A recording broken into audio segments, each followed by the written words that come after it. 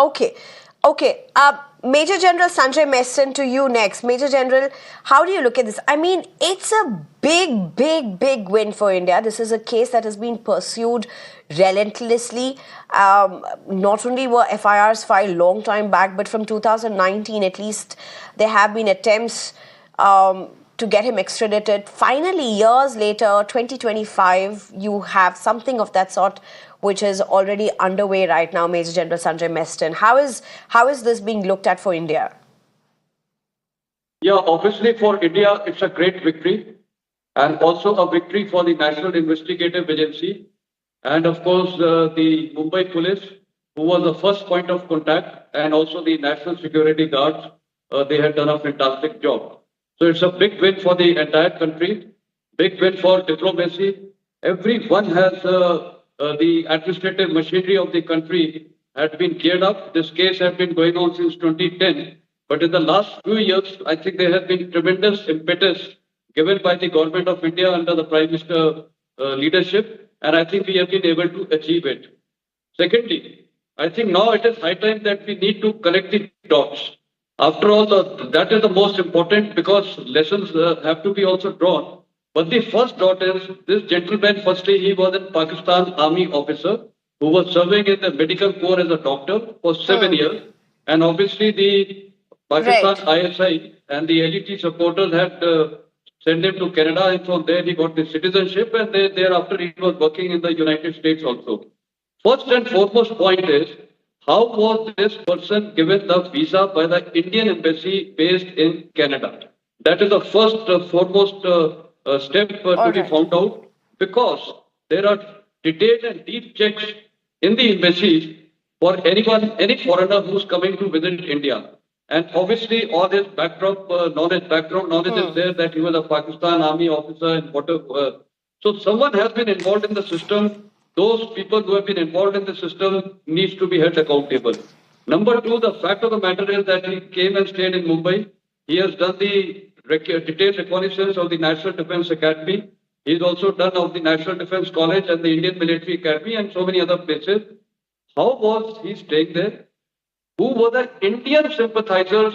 They have to be caught now, because it's a big racket. Pakistan, yes, LET and ISI was sponsoring it from their territory. But in the Indian territory, who were his helpers? How was he communicating? Who helped him to get the mobile network, mobile communication?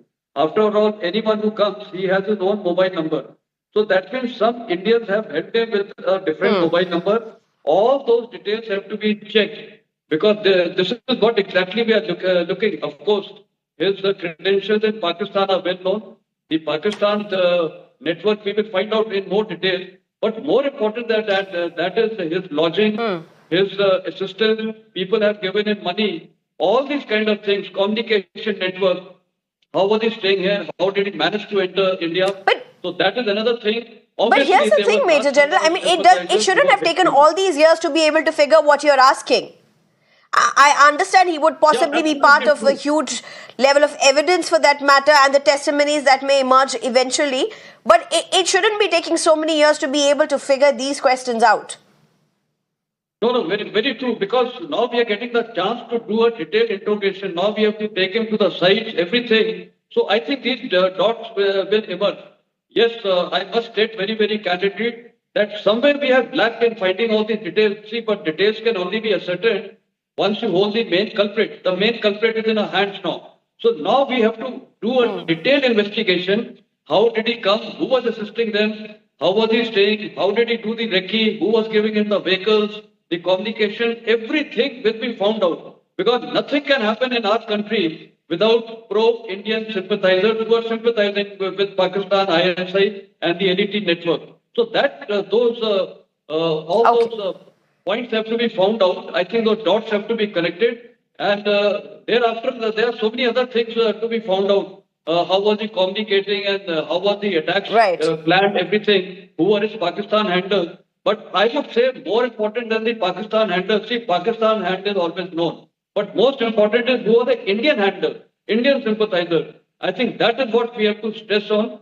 And if that we can break it, I think that will be the biggest win for India, because it will send a future message to any Indian They cannot sympathize with any terrorist and go against our own people. 166 Okay. Indians and foreigners were killed. All It is right. because of some of our own people who are definitely Absolutely. involved in this. That has to be found out by the NIA. In fact, the start point is who gave him the visa. Since he was a Pakistan Army officer, today I know No, as an I Indian think Army, any valid officer questions, but it's just a repeat mode from what we remember. These were the questions literally that were raised even several years ago when you had the entire Kasab's issue being debated, when you had the attacks that really happened, eventually the whole quest for justice. These questions have time and again been repeated, and it's extremely hurtful, to say the least, that we've not been able to figure these answers out yet.